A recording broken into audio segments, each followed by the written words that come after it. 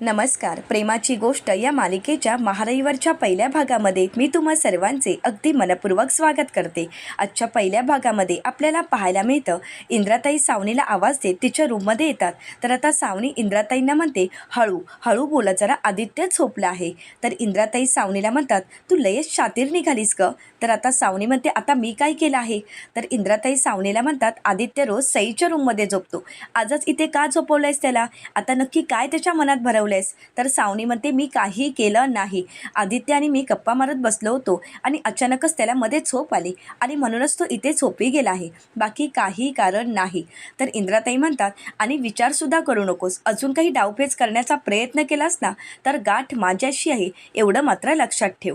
तर आता सावनी ही इंद्राताईंना म्हणते, आता एक काम करा, आलात ना तसे निघून जा. तर इंद्राताई म्हणतात, माझा नाद करू नको, तुला माहीत आहे, कोयत्याची शपथ घेऊन सांगते, तू जर आता पुन्हा काही डावपेच करण्याचा प्रयत्न केलास ना तर मग मात्र मी तुला उभी चिरेन, त्यावेळी मी कशाचाही विचार करणार नाही. आणि तुला तर माहीतच आहे, इंद्रा कोळी बोलली म्हणजे बोलली आणि ते करून ती दाखवणारच. तर सावनी ही इंद्राताईंना म्हणते, तुमच्या या पोकळ धमक्यांना मी घाबरत नाही. तर इंद्राताई म्हणतात, या पोकळ धमक्या नाहीत, मी हे खरं करून दाखवू शकते. तर आता सावनी ही इंद्राताईंना म्हणते, तुमच्या या पोकळ धमक्यांना तुमच्या त्या मुक्ताला दाखवा.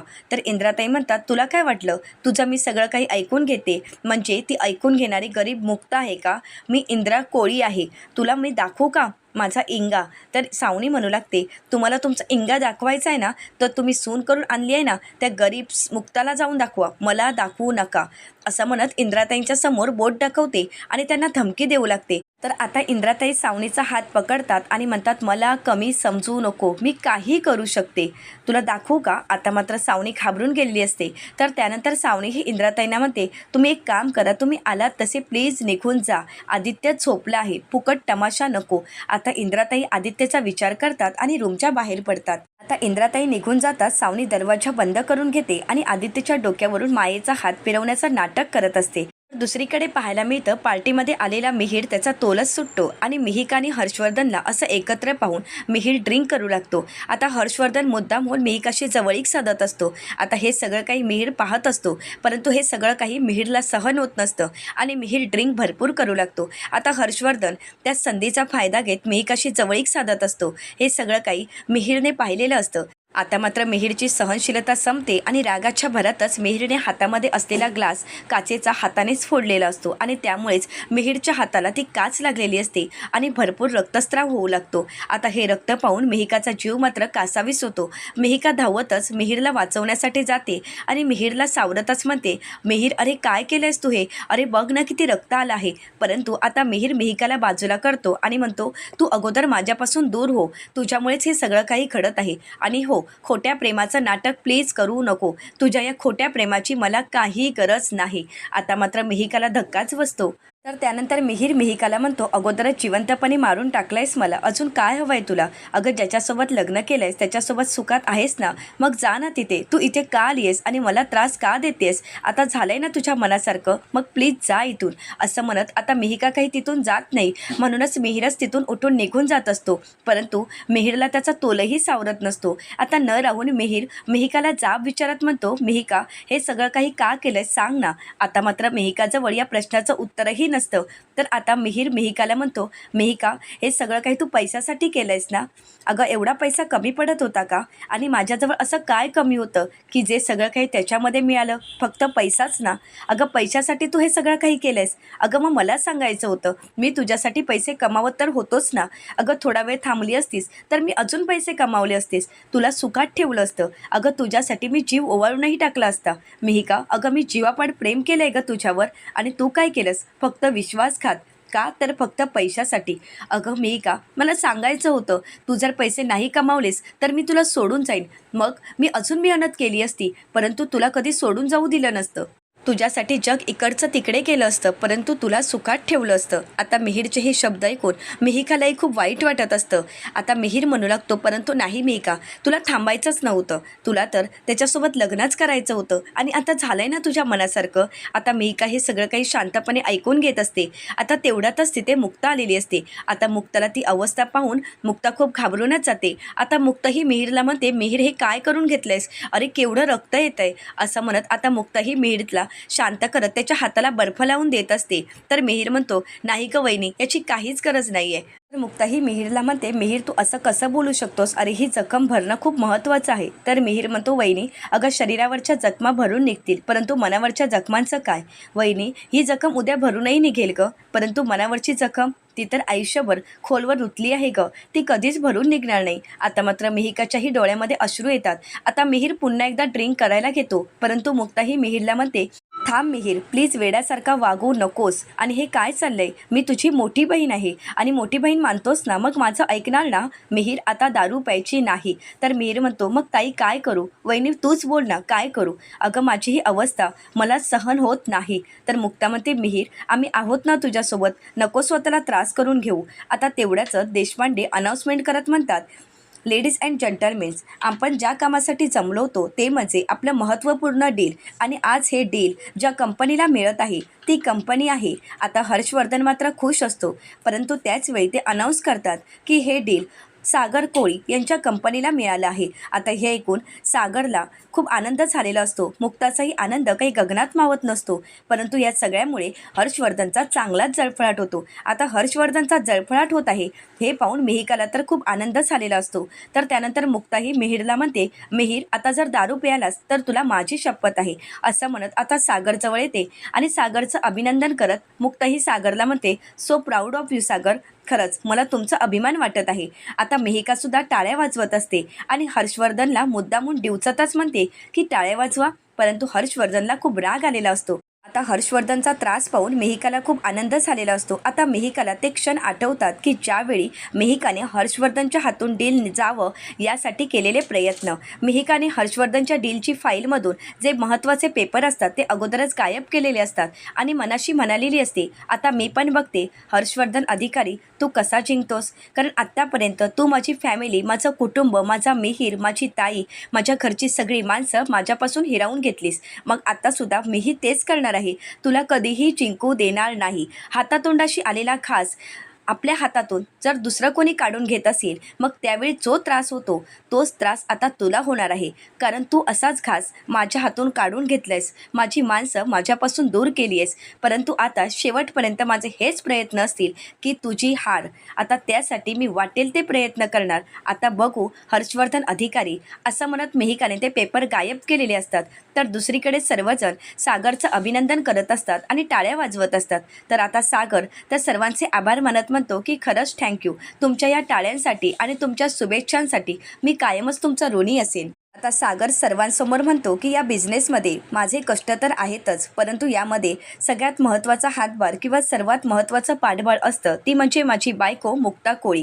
तिचं लक माझ्यासोबत असतं आणि म्हणूनच सगळं काही मी अचीव करू शकतो. आणि जोपर्यंत या माझ्यासोबत आहेत तोपर्यंत मला कोणीही हरवू शकत नाही. आता हे ऐकून हर्षवर्धनचा अजून जळफळाट होतो. तर त्यानंतर सागर मुक्ताचं सर्वांसमोर कौतुक करतो. तर आता हे ऐकून मिहीरलाही खूप आनंद झालेला असतो. मिहिकाही खूप खुश असते, परंतु आता हर्षवर्धन तिथून रागानेच निघून जातो. तर आता मिहिका हर्षवर्धनच्या मागे येत खूप मोठमोठ्याने हसू लागते. तर आता हर्षवर्धन मिहिकाला विचारतो, काय झालंय एवढ्या जोरजोरात हसायला? तुला तर आनंदच झाला असेल ना? तर मिहिका म्हणते, हो तर अहो, तुमची हार हेच तर माझ्यासाठी आनंदाचे क्षण असतात. आणि हो, तुम्हाला मला नेहमीच खुश ठेवायचं आहे ना, मग त्यासाठी हा मार्ग खूप छान आहे. तुमची हार हाच माझा आनंद आहे. आता हर्षवर्धनला मात्र मिहिकाचा खूप राग आलेला असतो. हर्षवर्धन मिहिकाकडे रागाने पाहू लागतो. तर त्यानंतर मिहिका हर्षवर्धनला म्हणते, तुम्ही एक काम करा, कायम असाच अपमान सहन करत जा. म्हणजे कसं आहे, तुमचं अपमान हेच तर माझ्यासाठी खूप महत्त्वाचं आहे आणि तोच मला आनंद देऊ शकतो. आता हे सगळं काही बोलणं मुक्ताने ऐकलेलं असतं. आता मिहिकाचं हे बोलणं ऐकून मुक्ताला तर आश्चर्यच वाटतं. तर आता मिहिका हर्षवर्धनकडे रागाने पाहू लागते आणि हर्षवर्धनची झालेली हार पाहून मिहिकाला खूप आनंद झालेला असतो. आता हे मिहिकाचं दृश्य पाहून मुक्ताला मात्र आश्चर्यच वाटतं. मुक्ताला काही सुचत नसतं. आता मुक्ता विचार करू लागते की मिहिका अशी का वागत आहे.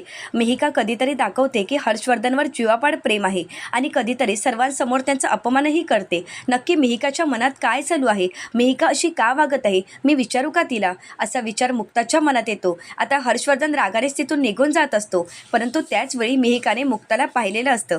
आता मुक्ताला पाहताच क्षणी मिहिका प्रेमाचं नाटक करत हर्षवर्धनला म्हणते, हर्ष अहो असं का वागताय तुम्ही? एकीकडे म्हणता तुझे सर्व हट्ट पुरवणार आणि एकीकडे असे रागावून निघून जाताय का? हर्ष, तुम्हाला जर मला महागडा मोबाईल घेऊन द्यायचा नसेल तर नका देऊ, परंतु प्लीज अशी रागावून निघून नका जाऊ. आता हर्षवर्धन विचार करतो की मिहिका अशी का वागत आहे. आता मिहिका हर्षवर्धनसोबत प्रेमाचं नाटक करते हे सगळं काही हर्षवर्धनच्या लक्षात येतं आणि म्हणूनच हर्षवर्धन पाहतो तर तिथे मुक्ता आलेली असते. आता हर्षवर्धनसुद्धा मिहिकाशी जवळीक साधत म्हणतो, मिहिका अगं असं कुठे म्हणालोय मी? अगं कधीतरी होतो राग, परंतु अगं तू एखादी वस्तू मागावी आणि मी देणार नाही असं होईल का? अगं जगातील कुठलीही वस्तू माग, फक्त बोट दाखव, ती वस्तू ती गोष्ट तुझ्या समोर हजर असेल. तू नको असं विचार करूस. तुला मोबाईलच हवाय ना, मग मला फक्त सांग तुला कोणता मोबाईल हवा, मी तुला आत्ताच घेऊन देईन. तर आता मिहिका म्हणते, हर्ष मला माहीतच होतं की तुम्ही माझ्यासाठी काहीही कराल. असं म्हणत आता मिहिका हर्षवर्धनला मिठी मारते. आता मिहिकाचं वागणं मुक्ताला काही सहन होत नसतं. आता नकळतपणे मुक्ताच्या डोळ्यातून अश्रू येतात कारण तिला मिहिकाची खूप काळजी वाटत असते. तर त्यानंतर मिहिका हर्षवर्धनचा हात हातात घेऊन मुक्ताच्या समोर उभी असते. आता मात्र मुक्ताला ते पाहावत नसतं, परंतु त्याचवेळी सागर तिथे येतो आणि पाहतो तर मुक्ताच्या डोळ्यामध्ये अश्रू येतात.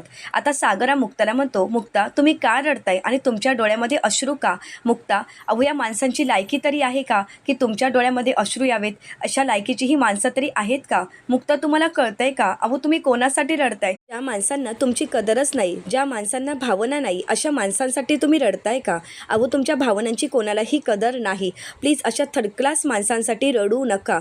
आता सागर मुक्ताला म्हणू लागतो, मुक्ता तुम्ही जर स्वतःला त्रास करून घेणार असाल तर मग मात्र मला पूर्वीचा सागर व्हावंच लागणार आहे आणि या माणसांना दाखवून द्यावं लागेल की मी माझ्या बायकोच्या डोळ्यामध्ये अश्रू पाहू शकत नाही. त्यासाठी मी कोणतंही पाऊल उचलू शकतो. करू का मी? आता मात्र मुक्ताही शांत होते आणि सागरलाही थांबवत म्हणते, नाही सागर प्लीज तुम्ही असं काहीही करणार नाही. तर सागर म्हणतो, मग यापुढे तुमच्या डोळ्यात अश्रू आले तर मी सहन करू शकत नाही. मुक्ता मी तुम्हाला सांगितलं आहे ना, मी तुम्हाला अशा अवस्थेत नाही पाहू शकत आणि प्लीज तुम्ही असा त्रास करून घेऊ नका. अहो अशा माणसांसाठी स्वतःच्या भावना आणि स्वतःचे अश्रू का फुकट घालवत आहे, ज्या माणसांना तुमची किंमतच नाही. आता मात्र मिहिकालाही खूप वाईट वाटत असतं. तर आता मिहिका हर्षवर्धनचा हात हातात घेऊनच उभी असते. ते पाहून मुक्तालाही खूप वाईट वाटत असतं. तर त्यानंतर सागर मुक्ताला म्हणतो, मुक्ता प्लीज शांत व्हा. तर आता हर्षवर्धन मिहिकाला म्हणतो, चला आता आपण निघूया का? तर मिहिका म्हणते, हो. असं म्हणत आता मिहिका हर्षवर्धनचा हात धरून निघून गेलेली असते. तर इकडे सागरा मुक्ताला सावरत असतो. तर त्यानंतर आपल्याला पाहायला मिळतं आता सागर आणि मुक्ता घरी आलेले असतात. तर इकडे इंद्राताई आणि स्वाती यांच्या गप्पा चालू असतात. आता सागर आणि मुक्ता येताच इंद्राताई मुक्ताला म्हणतात, बरं झालं तू लवकर आलीस. अगं मी तुलाच फोन करणार होते. तर मुक्ता विचारते, काय झालं मम्मी, काही प्रॉब्लेम झाला आहे का? तर इंद्राताई म्हणतात, नाही गं, अगं तुझी आई आली होती आणि हो तुझ्या आईने उद्या तुझी मंगळागौर ठेवली आहे. त्यामुळे त्यांनी आम्हाला बजावलं आहे की उद्या काही झालं तरी मुक्ताला क्लिनिकला पाठवायचं नाही, तिला मला मदत करायला सांगायची. आणि हो तुला जर जास्त दगदग होत असेल तर मी आणि स्वाती आहोतच, आम्ही करू तुला मदत. आणि उद्या मंगळागौरीच्या कार्यक्रमामध्ये आपण सर्वांनी नऊवारी साड्या नेसायच्या आहेत. तर आता इंद्राताईंचं हे बोलणं ऐकून सागर म्हणतो, वा उद्या मजा आहे तुम्हा बायकांची. तर आता इंद्राताई म्हणतात, मग उद्या मंगळागौरीचा कार्यक्रम, मग आमची मजा तर असणारच ना? तर मुक्ता म्हणते, हो ना, आणि माझी लग्नानंतरची पहिलीच मंगळागौर आहे. तर सागर म्हणतो, मी काय म्हणतो, मी तुमच्या मंगळागौरीमध्ये सहभागी होऊ शकतो का? म्हणजे ते तुमचे खेळ वगैरे पाहण्यासाठी. तर आता स्वाती हसू लागते. तर इंद्राताई म्हणतात, गप का, तू का हसतेस? तर त्यानंतर सागर विचारतो, बोला ना, मी तुमच्या मंगळागौरमध्ये सहभागी होऊ शकतो का? तर इंद्राताई म्हणतात, हो तर होऊ शकतोस ना. मग तू एक काम करशील का रे? तू एक काम कर, उद्या साडी नेस, नथ घाल, दागिने घाल, सगळी काही अगदी आमच्यासारखंच तयार व्हावं लागेल, तरच तुला मंगळागौरीमध्ये भाग घेता येईल. अरे काय चाललंय सतत मुक्ता मुक्ता मुक्ता? सागर म्हणतो, नाही म्हणजे मुक्ता उद्या तिथेच. तर इंद्राताई म्हणतात, हो मुक्ता उद्या मंगळागौरीमध्येच असणार आहे. मग तू एक काम कर ना, उद्या पण तू तुझ्या बायकोसोबतच थांब, कारण तसंही तू बायकोचा बैल झाल्यासारखाच वागत आहेस. त्यापेक्षा एक काम कर, रोज क्लिनिकलाच का जात नाही? पण नको, त्यापेक्षा एक महत्त्वाचं काम तर आहेच आपल्याजवळ.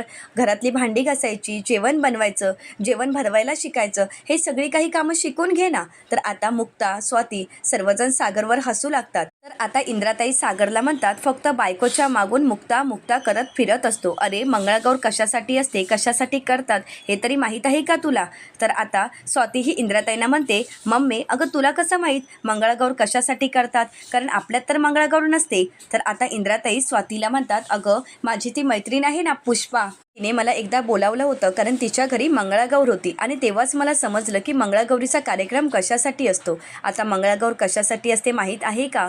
अरे आपल्या नवऱ्याला उदंड आयुष्य मिळावं, घरात सगळं काही सुख समृद्ध नांदावं आणि आपल्या प्रत्येक कामात आपल्याला यश मिळावं, नवऱ्याला निरोगी आयुष्य प्राप्त व्हावं, त्याला दीर्घायुष्य मिळावं, यासाठी हे सगळं काही व्रत केलं जातं. आणि हे व्रत कसं असतं माहीत आहे का? दिवसभर उपवास करायचा आणि रात्री मंगळागौरीची पूजा केली जाते. आणि हो, त्यामध्ये तू येणार आहेस का? तर सागर आता हळू आवाजातच म्हणतो, मी तर तेच म्हणत होतो ना की जर बायको नवऱ्यासाठी एवढं सगळं करू शकते तर मग नवरा बायकोसाठी का नाही करू शकत. आता हे सगळं काही मुक्ताने ऐकलेलं असतं, परंतु इंद्राताई म्हणतात, काय रे काय झालं असा तोंडातल्या तोंडात पुटपुटायला, जे काही बोलायचं ते मोठ्याने बोल ना. आता म्हणतो सागर, काहीच नाही, मी कुठे काय म्हणालो. तर इंद्राताई म्हणतात, तुझ्याशी बोलण्यात काहीच अर्थ नाही आणि हो आता आम्हाला उद्या मंगळागौरीची तयारी करायची आहे. तर सागर म्हणतो, हो हो करा, डान्स करा, फुगड्या घाला, तुम्हाला हवं ते करा. तर इंद्राताई म्हणतात, हो तर आम्ही बायका उद्या मजाच करणार आहोत, कारण उद्या तर आमचा मंगळागौरीचा दिवस आहे आणि माझ्या सुनेची पहिली मंगळागौर आहे, मग ती थाटातच तर होणार आहे. असं म्हणत इंद्राताई आता स्वातीला म्हणतात, चल ग मला झोप आली आहे, असं म्हणत स्वाती आणि आता इंद्राताई तिथून निघून जातात. आता सागरला मंगळागौरीमध्ये सहभाग घेता येत नाही म्हणून सागरचा चेहरा थोडा पडलेला असतो. ते पाहून मुक्ता सागरवर हसू लागते. तर सागर म्हणतो, करा, काही करायचं ते करा, असं म्हणत आता सागरही हसू लागतो. तर आता मंगळागौरीच्या दिवशी मुक्ताच्या आईने मुक्ताच्या मंगळागौरीसाठी खूप छान अशी सुंदर रांगोळी काढलेली असते आणि स्वामींना प्रार्थना करत म्हणू लागतात, स्वामी आज मुक्ताची पहिलीच मंगळागौर आहे, अगदी निर्विघ्नपणे सगळं काही पार पडून देत. स्वामी तुमचा आशीर्वाद माझ्या मुक्ताच्या पाठीची सदैव असू देत, असं म्हणत श्री स्वामी समर्थ म्हणत मुक्ताची मंगळागौर अगदी नीट पार पडावी यासाठी स्वामींजवळ प्रार्थना करत असतात. तर दुसरीकडे पाहायला मिळतं, मुक्ता ही मंगळागौरीसाठी तयार होते. आता मुक्ता डोळे बंद करून नथ घालत असते, परंतु ज्यावेळी मुक्ता डोळे उघडते त्यावेळी मुक्ता अचानकच सागरला तिथे पाहते. आता मुक्ता दचकते आणि सागरला विचारते, सागर तुम्ही?